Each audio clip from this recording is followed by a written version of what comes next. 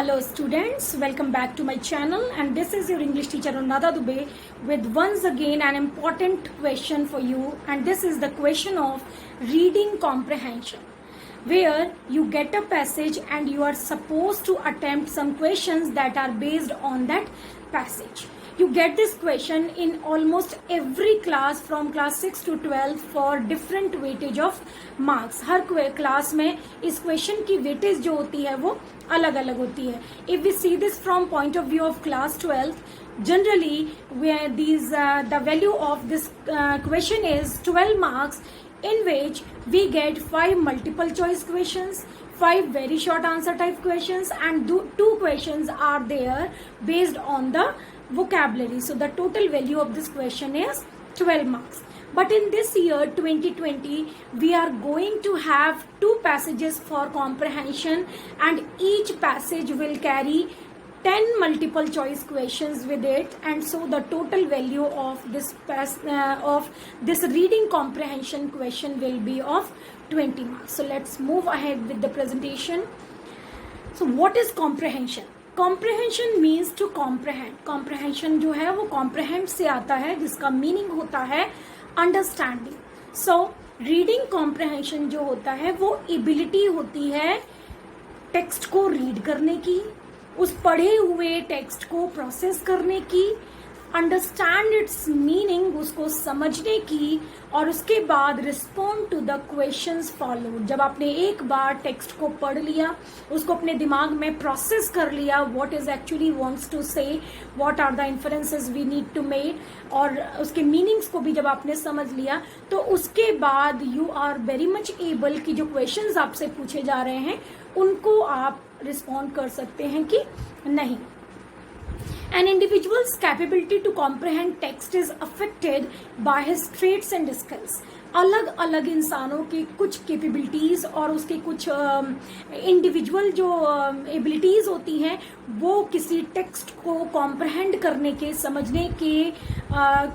समझने की स्किल्स को अफेक्ट करती है. यानी हर इंसान जो है उसके किसी टेक्स्ट को समझने का लेवल जो होता है वो अलग अलग हो सकता है. One of which is the ability to make inferences. इनमें से एक जो स्किल होती है वो होती है इन्फरेंस करने की. जो चीज आपके सामने लिखी हुई है, जो टेक्स्ट आपके सामने लिखा हुआ है, whether you know the meaning of those words और not, whether you have understood the exact meaning, exact literal meaning of those sentences or not, but if you have the ability to make inferences on the basis of your reading, तो आप बहुत अच्छे से उसे समझ सकते हैं और उसे अटेम्प्ट कर सकते हैं. कई बार क्या होता है, if word recognition is difficult, your students use too much of their processing capacity to read individual words, which interferes with their ability to comprehend what is read. अब प्रॉब्लम कहाँ आती है? हमारे स्टूडेंट्स कहते हैं हमको बहुत टाइम लग रहा है, या एक बार शुरू करने के बाद उनको फिर से वापस जाना पड़ता है और फिर से शुरू करना पड़ता है. प्रॉब्लम कहाँ आती है वो देखिए. बच्चा क्या करता है, बच्चा रीडिंग करना शुरू करता है और किसी एक वर्ड पर दूसरे तीसरे सेंटेंस में जाके वो अटक जाता है, और क्योंकि उसको उसका मीनिंग नहीं पता है, he is not able to understand the meaning of that particular word और द सेंटेंस.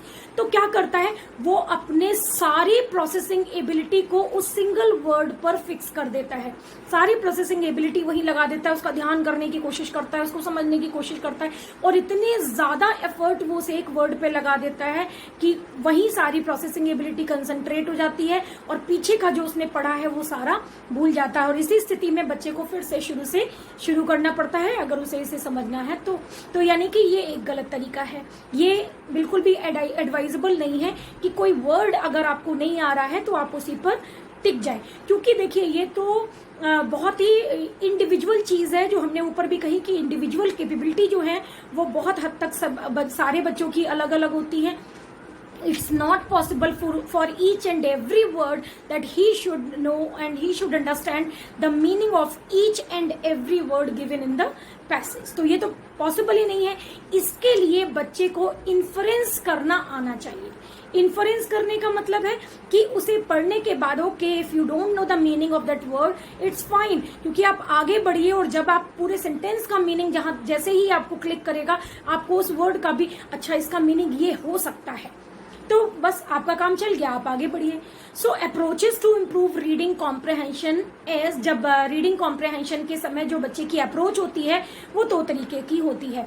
या तो इम्प्रूविंग वोकैबुलरी में, when the child is studying a passage, when the child is studying reading a text, the main motto or the approach of the child is to improve the vocabulary. Okay, I'm going to know some very unique and very new words today. तो कुछ नए words उसके vocabulary में add होते चले जाएंगे। और दूसरा है उसका reading strategies। वो लाइन टू लाइन पढ़ना चाहता है या स्किम करके पढ़ना चाहता है, स्कैन करके पढ़ना चाहता है, तो उसकी रीडिंग स्ट्रेटेजीज जो हैं वो भी कहीं ना कहीं उसके अप्रोच में इंक्लूड होती हैं। तो बेसिक रिक्वायरमेंट्स क्या होती हैं अगर आपको रीडिंग कॉम्प्रहेंशन का पैसेज अटेम्प्ट करना है, तो बेसिक रिक्वायरमेंट क्या होती हैं? तो बेसिक रिक्वायरमेंट होती है good grasp over English language. सबसे जो पहली बात होती है वो होती है कि आपकी इंग्लिश लैंग्वेज पर पकड़ होनी चाहिए। क्यों, अगर आप को थोड़ा बहुत भी इंग्लिश आती है और थोड़ा सा अंडरस्टैंडिंग है आपकी इंग्लिश लैंग्वेज में, तो आपको इन्फ्लुएंस करना जो है वो आसान हो जाएगा। फ्लुएंसी इन इंग्लिश है तो ये आपकी रीडिंग स्पीड को डेवलप करेगा, आपके जो समझने की इंग्लिश को इंग्लिश में समझने की जो टेंडेंसी है उसको भी हेल्प करेगा। और नेक्स्ट है आपका vocabulary. If your vocabulary is enriched तो आप बहुत ही आसानी से अपने इस रीडिंग कॉम्प्रहेंशन के क्वेश्चन को अटेम्प्ट कर सकते हैं। तो कहने का ये मतलब है कि जो बेसिक रिक्वायरमेंट जो है ये होनी चाहिए अगर आपको रीडिंग टेक्निक्स को डेवलप करना है। इसके लिए एडवाइजेबल ये है कि आप बहुत पढ़िए, आप कई पैसेजेस को पढ़िए। प्रैक्टिस के तौर पे 12th क्लास के स्टूडेंट्स को स्पेशली मैं ये टिप देना चाहूंगी कि आप बहुत पढ़िए। आप बहुत सारे पैसेजेस को पढ़ेंगे तो ये आप you will begin to become comfortable with them. तो आपको वो उनके साथ आप कंफर्टेबल होते चले जाएंगे, आपको ये आइडिया हो जाए किस तरीके से क्वेश्चंस उसमें आते हैं, किस तरीके से सेंटेंसेस का स्ट्रक्चर होता है और किस तरीके से वोकैबुलरी उसमें यूज होती है। तो it is going to help you a lot. Then the question arises how to read. पढ़ना कैसे है आपको? सबसे पहले जब आप एंटर करेंगे पैसेज में तो you should have some prior knowledge of the topic. As soon as you get into first और the second sentence of the passage you will be get to know what the passage is going to be about. आखिर ये passage है किस चीज के बारे में? तो इतना समझते ही आप एक अंदाजा लगा लीजिए कि आपको इस टॉपिक की प्रायर नॉलेज कितनी है। इसके बाद आप आगे बढ़ते जाइए और जो जो इम्पोर्टेंट पॉइंट्स आएंगे उनको आप अंडरलाइन करते जाइए। इंपॉर्टेंट पॉइंट्स आपको पढ़ते समय अंदाजा होता चला जाएगा कि कौन कौन से पॉइंट्स इंपॉर्टेंट हैं, तो उनको आप अंडरलाइन करते जाइए। इसके बाद try to correlate what you know with what you are reading. अब कोई टॉपिक आप पढ़ रहे हैं, एक पैसेज है, मान लो कम्युनिकेशन स्किल्स के ऊपर है और आप उसको पढ़ते जा रहे हैं, तो पढ़ते समय एक आइडिया लगाते जाइए, एक कोरिलेट करते जाइए कि ये जो यहाँ लिखा हुआ है, ये मैं पढ़ रहा हूँ, ये बिल्कुल वैसा ही है जैसा कि मैंने पढ़ा था। Find out where the passage is coherent with your knowledge. तो अब इसमें भी कोहेरेंस जो है वो दो तरीके का हो सकता है, या तो ये सिमिलर हो सकता है या ये कॉन्ट्राडिक्टरी हो सकता है। तो आप फाइंड आउट करते जाइए पढ़ते समय कि जो आप पढ़ रहे हैं, जो नॉलेज जो आप उस रीडिंग में जो आपको मिल रही है, वो आपकी नॉलेज जो पहले से आपके पास है उससे मैच करती है या नहीं। Note the points where the passage conflicts with your knowledge. इसी पैसेज में आगे चल के ऐसा भी हो सकता है कि जो आप पहले से जानते हैं वहां से यहाँ पर कुछ कन्फ्लिक्ट है या कुछ कॉन्ट्राडिक्शन है, तो आप उस पॉइंट को भी हाईलाइट कर लीजिए कि ये जो पॉइंट है ये आपके उस पहले वाली नॉलेज से डिफरेंट है। तो ऐसे करके आपको पढ़ना है। अब पहली बात हो गई रीडिंग की। दूसरी चीज है अंडरस्टैंडिंग की, क्योंकि हमें कॉम्प्रहेंशन करना है, रीडिंग कॉम्प्रहेंशन। तो रीडिंग कैसे करनी है वो मैंने आपको बता दिया। अब इसके बाद है उसको समझना कैसे है, how to understand, because you are not supposed only to read, you have to attempt some questions based on your understanding of the passage that you have read। तो reading भी necessary है और उसकी understanding भी। तो understanding के लिए क्या करना है वो देखते हैं। सबसे पहले try to decode the passage। जैसे ही आप फर्स्ट पैराग्राफ में आगे बढ़ेंगे, उसको पूरा पढ़ेंगे, तब तक आप एक मन में एक आइडिया लगा लीजिए कि आपको पैसेज को डिकोड करना है. What is actually the message the passage is trying to convey. तो वो देखिए, analyze the meaning of new text. Maybe there are some new phrases, maybe there are some new structure of sentences, maybe there are some new words. तो आप analyze करिए उन words को. It's very natural sometimes that you don't know the exact meaning of the word. तो आपको नहीं पता कि उसका meaning क्या है, कोई प्रॉब्लम नहीं है. आप उन वर्ड को उस सेंटेंस में प्लेस करके देखिए कि उनका मीनिंग क्या हो सकता है. आप एनालाइज करके देखिए कि उस नए वर्ड का मीनिंग क्या हो सकता है. Then think in depth. जो लिखा हुआ है उसको भी आप थोड़ा गहराई में सोचिए. Visualise the message. जैसे जैसे आप पैराग्राफ्स में आगे बढ़ते चले जाएंगे तो आपको मैसेज जो है वो क्लियर होते चला जाएगा. और लास्ट में आप जब लास्ट तक पहुंचते पहुंचते एक समरी तैयार हो जाएगी कि ये जो पैसेज में पढ़ रहा हूं इसका मीनिंग जो है वो ये हो सकता है, इसका समरी जो है वो ये है. तो यहां तक तो बात हो गई रीडिंग की. अब पहला इंस्ट्रक्शन होता है रीड द पैसेज केयरफुली. तो हमने रीड कर लिया, अंडरस्टैंड कर लिया. इसके बाद बात आती है क्वेश्चंस की जो आपको अटेम्प्ट करने होते हैं, whether they are multiple choice questions और whether they are the very short answer type questions. तो कितने तरीके के क्वेश्चंस होते हैं, सबसे पहले हमें वो समझना होगा. आपको क्वेश्चन को पढ़ के समझना होगा कि ये किस तरीके का क्वेश्चन हो सकता है. The first type is right there.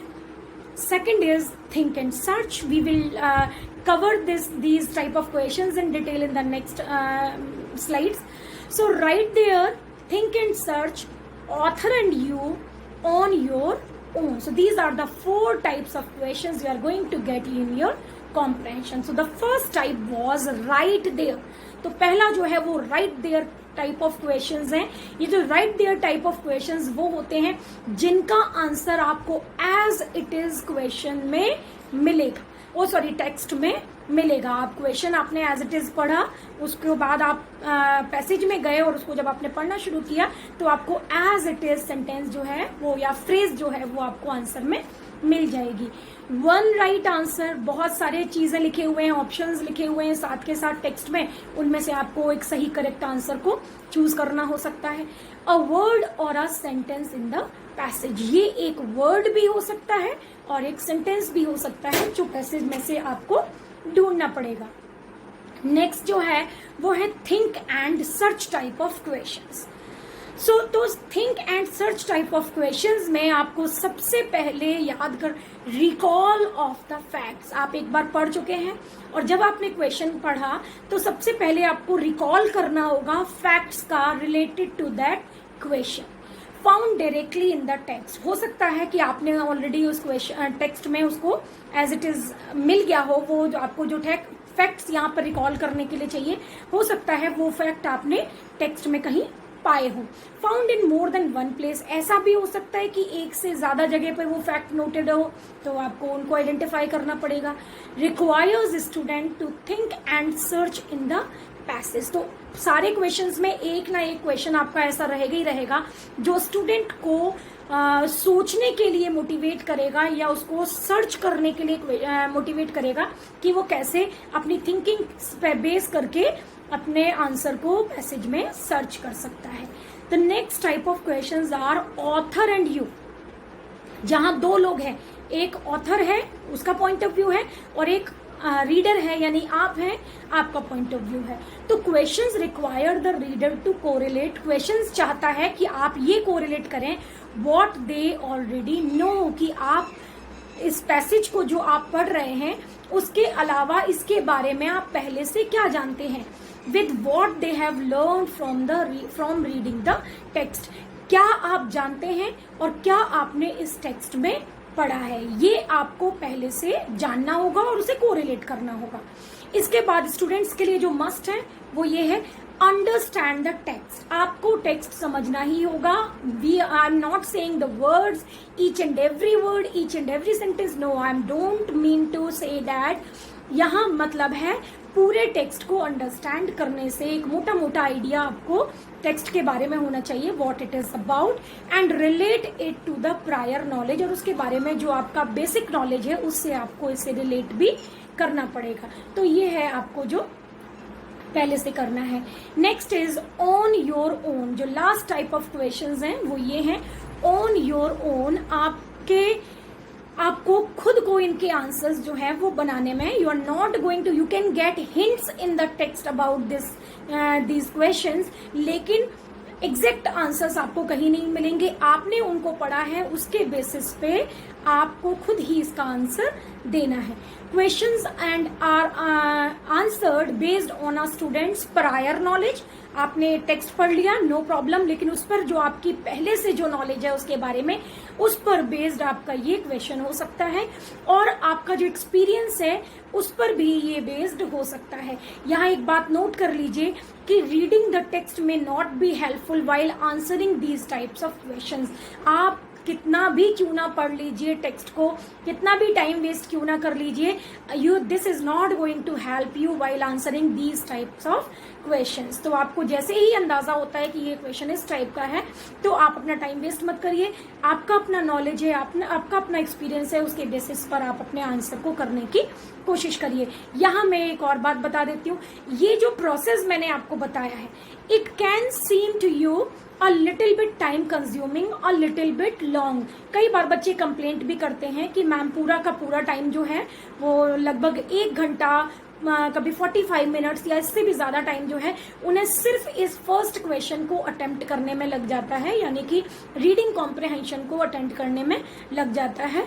तो इसको कम कैसे किया जाए, और ये जो प्रोसेस मैं आपको बताया है अभी मैंने आपको कहीं भी प्रोसेस की बात नहीं करी है, मैंने आपको वो मेन पॉइंट्स बताए हैं जिनको की कवर करके आपको रीडिंग कॉम्प्रिहेंशन करना आसान हो जाएगा, लेकिन अभी कहीं भी प्रोसेस की बात नहीं की है। तो अब मैं आपको कुछ हैंडी टिप्स बताऊंगी जिनको फॉलो करके आप मिनिमम पॉसिबल टाइम में इस क्वेश्चन को अटेम्प्ट कर सकते हैं। तो let's move, some handy tips are there. जो पहला इंस्ट्रक्शन आप अपने पेपर पे जो आपको मिलता है वो होता है read the passage carefully first. लेकिन this is my advice, don't do this, you are not suppose to do exactly this. इसमें लिखा हुआ है कि आपको सबसे पहले पैसेज को केयरफुली पढ़ना है, लेकिन मैं आपको ये कहूंगी कि इस पैसेज को केयरफुली बिल्कुल भी नहीं पढ़ना है, बल्कि आप जाइए पीछे और आपको पढ़ना है read the questions carefully first. सबसे पहले आप अपने क्वेश्चंस को एक बार रीड कर लीजिए, जितने भी क्वेश्चंस हैं पहले आप उनको सबको अच्छे से पढ़ लीजिए। उसके बाद आप फिर से फर्स्ट क्वेश्चन को पढ़िए, या चाहे तो आप इस फर्स्ट क्वेश्चन को होल्ड पे डाल सकते हैं। आप फर्स्ट पैराग्राफ को, वो 2 या 3 लाइन का जो पैराग्राफ होगा आप उसको पढ़िए, और उसके बाद फिर से फर्स्ट क्वेश्चन को देखिए। और जैसे ही आप उस फर्स्ट क्वेश्चन पे दोबारा जाएंगे, एक बार आपने सारे क्वेश्चंस पढ़ लिए, फिर आपने फर्स्ट पैराग्राफ पढ़ा, और फिर से जब आप फर्स्ट क्वेश्चन पढ़ेंगे तो तुरंत आपको क्लिक कर जाएगा कि इसका आंसर आपने फर्स्ट पैसेज में, फर्स्ट पैराग्राफ में कहाँ पर था, और आप उसको मार्क कर लीजिए और आपका आंसर आपको मिल जाएगा। इसके बाद जो अगला पॉइंट है, जो ट्रिक है आपकी, वो है no need to translate. Most of the time the students waste is in the effort to translate each and every single word and sentence, phrase in the passage, and it takes a lot of time because it is not possible that you know the meaning of each and every word, phrase or sentence in the passage. तो सारा time उसी में waste हो जाता है। तो आप क्या करेंगे, आप you will try to understand English in English. आप इंग्लिश को इंग्लिश में ही समझने की कोशिश करिए। जैसे अगर ये है कि in order to get success they wanted to do synchronised efforts, तो you don't know the meaning of synchronised, कोई बात नहीं है, आप इसको ऐसे समझिए कि उन लोगों ने सफलता पाने के लिए सिंक्रोनाइज्ड एफर्ट्स किए। जब आपको आंसर लिखने के लिए आएगा तो आप सिंक्रोनाइज एफर्ट्स ही तो आपको लिखना है, मीनिंग तो लिखना नहीं है। तो ये इस तरीके से आप वर्ड को वर्ड को एज इट इज इंग्लिश में ही पढ़ सकते हैं अगर आपको उसका मीनिंग पता नहीं है। इसके बाद है follow the sequence to find the probable answers.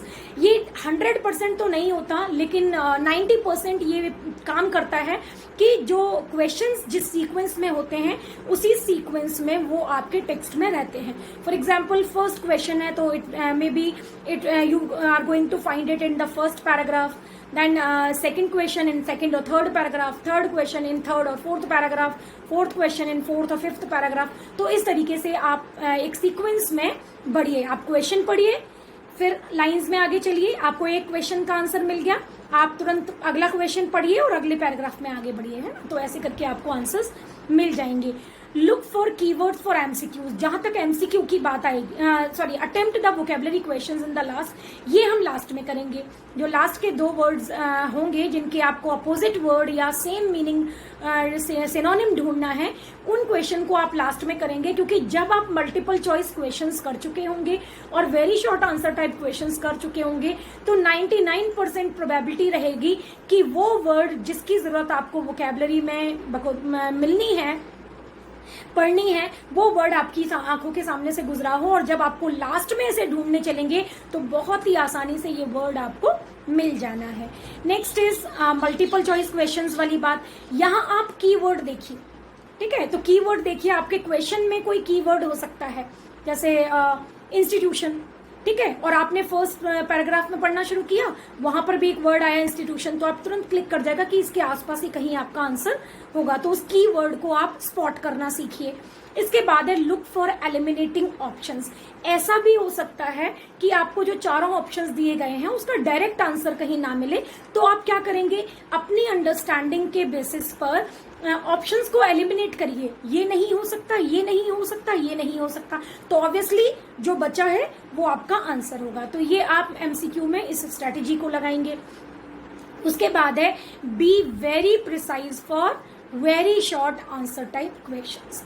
क्योंकि ये 1 नंबर का ही क्वेश्चन है, तो जब आप वेरी शॉर्ट आंसर टाइप का को अटेम्प्ट करते हैं तो आपको बहुत प्रिसाइज होना है। हो सकता है एक वर्ड लिखने से आपका काम चल जाए, हो सकता है एक फ्रेज लिखने से आपका काम चल जाए, और अगर if it is very necessary you can write the full sentence as well, लेकिन इससे ज्यादा आपको नहीं लिखना है। तो अगर ये टिप्स आप फॉलो करेंगे तो आपको बहुत ही कम टाइम में आप अपने क्वेश्चंस को कर पाएंगे और पूरे के पूरे मार्क्स भी स्कोर कर पाएंगे।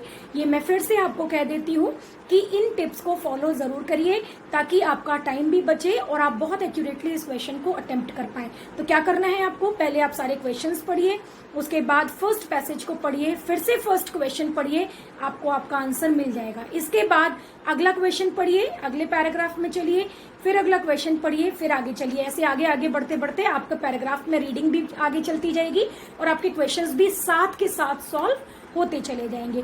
तो अभी आपको एग्जाम्पल के लिए 2020 सीबीएसई 2020 का पेपर जो है वो मैं आपको सॉल्व करके दिखाती हूँ for reading comprehension.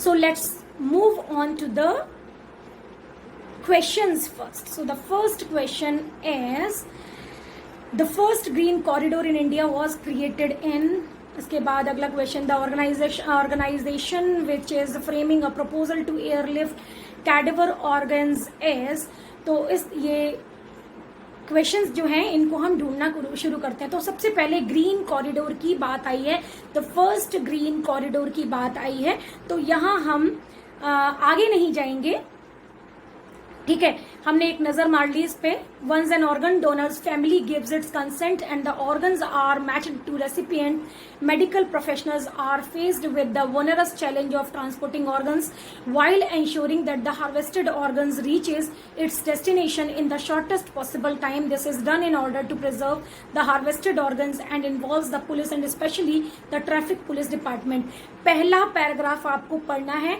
and you will be very clear about the idea the passage is going to have in the further paragraphs. तो ये जैसे ये पैराग्राफ ये जो पैसेज है ये है about the transportation of the harvested organs, organ transplant जो होता है उसके लिए जो ऑर्गन लिया गया है उसके ट्रांसपोर्टेशन से रिलेटेड और उसमें आने वाली प्रॉब्लम से रिलेटेड ये चैप्टर है। तो आप देखेंगे, हमको भी पहले फर्स्ट ग्रीन कॉरिडोर की बात करनी है, तो बहुत ज्यादा करने की जरूरत नहीं है। जहां अपने डिपार्टमेंट पे खत्म किया है, आपकी नजर पड़ी होगी पैराग्राफ नंबर 3 पे, और पैराग्राफ नंबर 3 पे आप देखिए, the first green corridor in India was created by Chennai, right.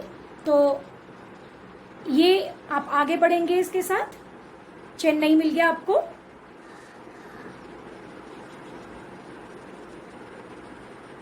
तो यहां आपका जो ऑप्शन आपको टिक करना है वो ऑप्शन है आपका Chennai.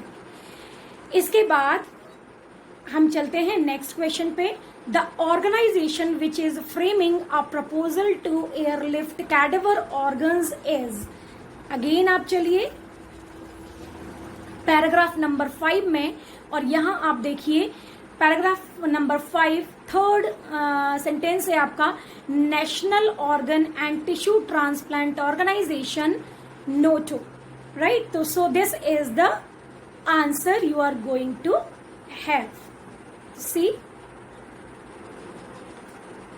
National organ and tissue transplant organization. So this is your answer. Now the third question. The onerous task that the author is talking about in para 1 is the, अब para 1 hint किया हुआ है उसने, तो हम चलते हैं para 1 में। तो पैरा 1 में द वनरस चैलेंज ऊपर ही दिया हुआ है, the onerous challenge of transporting organs while ensuring that the harvested organ reaches its destination in the shortest possible time। तो हम देखते हैं हमारे ऑप्शन क्या है, फाइंडिंग ऑर्गन डोनर नहीं है, डोनर फाइंडिंग डॉक्टर्स नहीं है, to carry the harvested organ the shortest possible time. So this is your option, to carry the harvested organ in the shortest possible times. तो आपका question number 3 हो गया। Next है, most of the people do not go for heart transplant age, अब ये आपका option elimination वाला है, क्योंकि पूरे पैराग्राफ में कहीं भी आप जैसे आगे बढ़ते जा रहे हैं कहीं भी इसकी डायरेक्ट बात नहीं है, तो आप इन्हीं ऑप्शंस को पढ़ेंगे और देखेंगे कि इनमें से क्या एप्लीकेबल नहीं है। इट इज वेरी रिस्की नहीं है, इट इज वेरी पेनफुल नहीं है, it may cause death of the recipient नहीं है। तो इसमें बचा आपका the cost of the cost is prohibitive, क्योंकि अलग जगह पे आप लास्ट वाले पैराग्राफ में जाएंगे तो वहां कॉस्ट की बात हो रही है कि बहुत ज्यादा कॉस्टली है ये ट्रांसप्लांटेशन कराना, इसीलिए लोग हेजिटेट करते हैं। इसके बाद हम बात करते हैं नेक्स्ट क्वेश्चन की, most states refer organ transplant cases to big hospitals because, देखें जरा इसका answer, most states do not have para number 6, most states do not have enough well trained experts, so enough well trained experts। तो देखें ये हमारे option में है कि नहीं, of course it is there, so let's see, they don't have well trained experts, so you have got your answer। तो 5 answers जो हैं वो आपको मिल चुके हैं। तो एक ऑप्शनल वाला जो क्वेश्चन है उसको भी हम देख लेते हैं। ये है, heart retrieved from a body is alive only for 2 hours, 3 hours, 4 hours और 5 hours। तो ये आप अपने यहाँ से देख के और फिर से बता सकते हैं, क्योंकि मेंशन हुआ है इसमें कि कितनी देर तक वो जीवित रहता है। ठीक, तो इसके बाद हम, ये ऑप्शनल था तो हम आगे बढ़ते हैं। अब बढ़ते हैं very short answer type questions के लिए। So what is the green corridor. अब क्योंकि आप ग्रीन कॉरिडोर एक बार कर चुके हैं अपने मल्टीपल चॉइस क्वेश्चंस में, तो हमें बहुत जल्दी से पता चल जाएगा कि ये हमें कहाँ मिलेगा। So you are going to get it in paragraph number 2 and 3 and you can see a green corridor is a route cleared and cordoned off by the traffic police to ensure the smooth and steady transportation of the organ। या फिर हम सिर्फ इतना भी लिख सकते हैं, the traditional method of transport organs by road is exporting an ambulance is called the green corridor, right? So this is the answer number 1। आगे चलते हैं क्वेश्चन नंबर 2 पर, very short answer type question number 2 and the question is why is smooth transportation of the retrieved organs necessary। तो आप क्यों जरूरी है वो देखते हैं कि ट्रांसपोर्टेशन क्यों जरूरी है।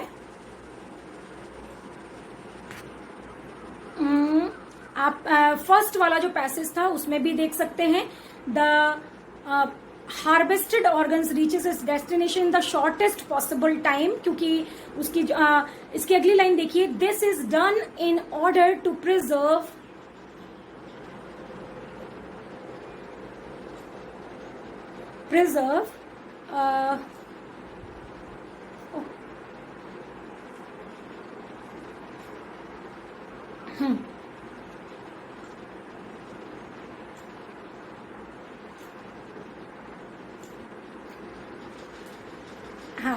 This is done in order to preserve the harvested organs, right, क्योंकि जो एज होती है उसकी वो बहुत लिमिटेड होती है, तो अगर इसलिए उसको एक लिमिटेड टाइम में सही टाइम में पहुंचाना बहुत ही जरूरी होती है।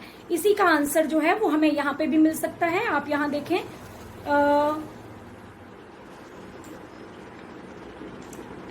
Cadaver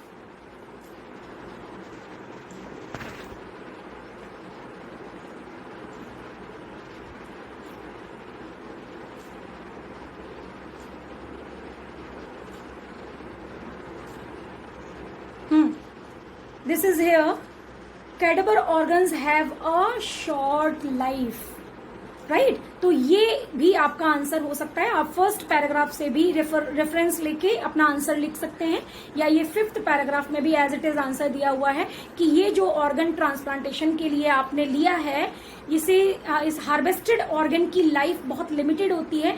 the harvested organ has a very limited life, इसलिए it is very necessary to transport it to the within a limited time. So you can write only because the harvested organ has a very limited life. So next question की ओर बढ़ते हैं। Next question है आपका, what opinion do you form of the Chennai police with regard to the transportation of a harvested heart। अब बढ़ते हैं, जब Chennai police की बात आ गई, आप तुरंत वो चेन्नई वाला पैराग्राफ आपको याद है, पैराग्राफ नंबर 3, वहां उसको देखते हैं। तो क्या आइडिया आप फॉर्म करते हैं चेन्नई पुलिस के बारे में, उन्होंने जो काम किया उसको देख के। तो आप जब इसको पढ़ेंगे, इसमें कहीं भी एग्जैक्ट आंसर नहीं है, वो जो था कि ऑन योर ओन वाला आंसर है ये, ठीक है। इसमें दिया हुआ है कि the accomplishment of task of enabling an ambulance to reach its destination within 11 minutes during peak hour traffic, the organ saved a 9-year-old girl whose life depend on the transplant। जब आपने इसको पढ़ा, आपने देखा कि कैसे एक लिमिटेड समय में उन्होंने हार्ट को पहुंचा दिया, जिससे एक 9-year-old बच्ची की जान बच गई। तो इससे आपको क्या पता चलता है चेन्नई पुलिस के बारे में? आपको पता चलता है that Chennai police is very supportive, very caring, very prompt, very alert, very vigilant, very active. तो इनमें से कोई भी एडजेक्टिव लेके आप अपने आंसर को कंप्लीट कर सकते हैं। तो this is the example of answer question on your own type of question. तो नेक्स्ट चलते हैं। नेक्स्ट है, what does the author mean by a few golden hours. कहाँ पढ़ा था आपने ये फ्यू गोल्डन आवर्स? जहां आपने मल्टीपल चॉइस क्वेश्चन भी आपको मिला था, ये पैराग्राफ नंबर 5, जहां बात हुई थी पैराग्राफ नंबर 5 में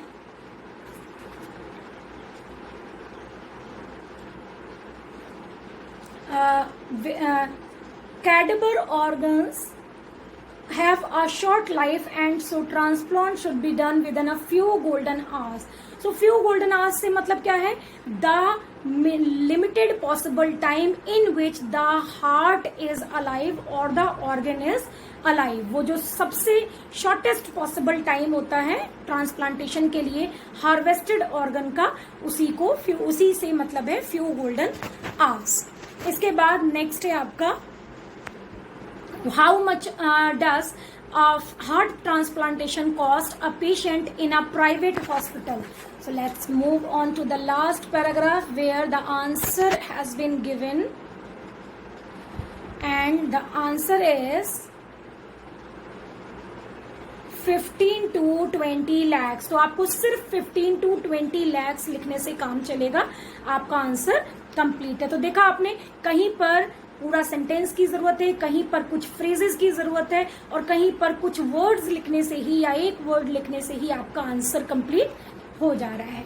इसके बाद हम बढ़ते हैं last type of questions which is the vocabulary question. तो इसमें आपको पैसेज से सेम वर्ड ढूंढने हैं, उन वर्ड्स के जो कि यहाँ पर दिए हुए हैं। तो फर्स्ट वर्ड है आपका सेव, और एग्जाम्पल दिया हुआ है पैरा 1। तो चलते हैं पैरा 1 में, और सेव हमें देखना है।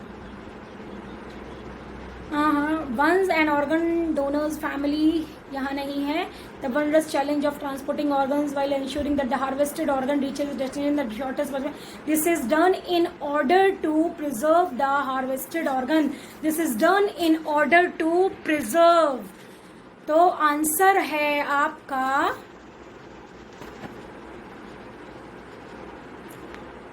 पैराग्राफ नंबर 1 में preserve.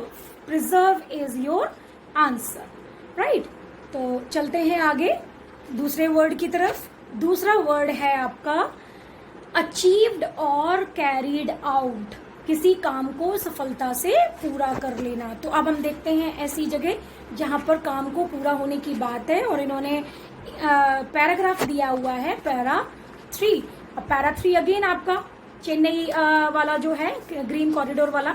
So the first green corridor in India was created by the Chennai Traffic Police in September 2008 when they accomplished their task। जब उन्होंने अपना काम पूरा किया।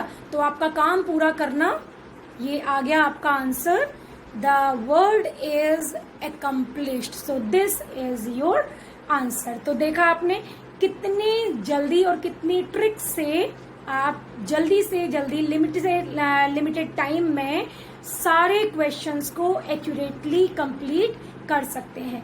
जरूरत है सिर्फ सेंटेंसेस अपने क्वेश्चंस और अपने पैराग्राफ रीडिंग के बीच में कोऑर्डिनेशन बनाने की। क्वेश्चन करते जाइए, आगे रीडिंग करते जाइए, क्वेश्चन पढ़ते जाइए और आगे रीडिंग करते जाइए, और आपके आंसर्स जो हैं वो आपको मिल जाएंगे। एक साथ पहले मार्क कर लीजिए और उसके बाद अपने कॉपी में आंसर नंबर सही सही डाल के आप उनको मार्क कर लीजिए। And I bet you are going to get full marks, and my best wishes are always with you.